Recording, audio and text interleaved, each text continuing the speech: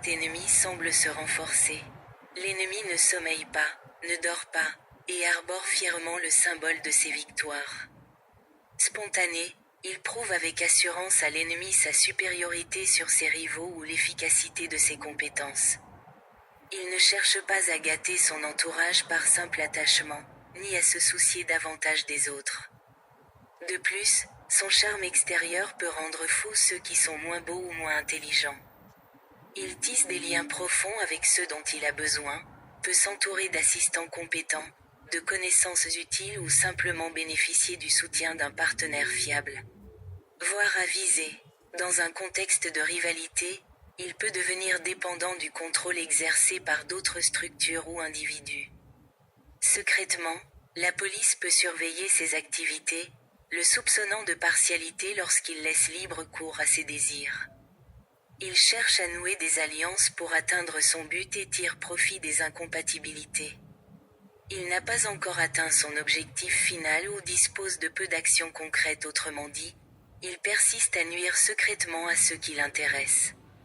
Une vie agréable adoucit son caractère, ce qui explique son manque de réactivité. La rêverie peut lui jouer un mauvais tour. Quand la confiance et la détermination sont nécessaires, il refuse de se disputer. Il se jette tête baissée dans la bataille, oubliant ses lunettes ou négligeant ses tâches précédentes. La paresse est pour lui une habitude irresponsable. Il peut trembler devant l'apparence impeccable d'une personne au tempérament vif, aux gestes assurés et aux accessoires élégants et brillants, étrangers à son milieu. Il peut souffrir des avantages d'un inconnu capable de riposter. Sa simple présence lui est insupportable. Peut-être cette personne exerce-t-elle une influence sur le pouvoir de son agresseur, le paralysant impitoyablement de ses mauvaises intentions. Cette personne, c'est peut-être vous. Il craint votre apparence et vos capacités. Les peurs, les pressentiments ou les intuitions de mauvaises actions peuvent être véritablement mortelles.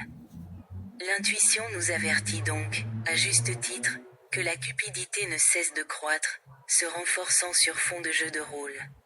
Où le mystérieux personnage maléfique du novice se développe sans cesse, tel un gel en février.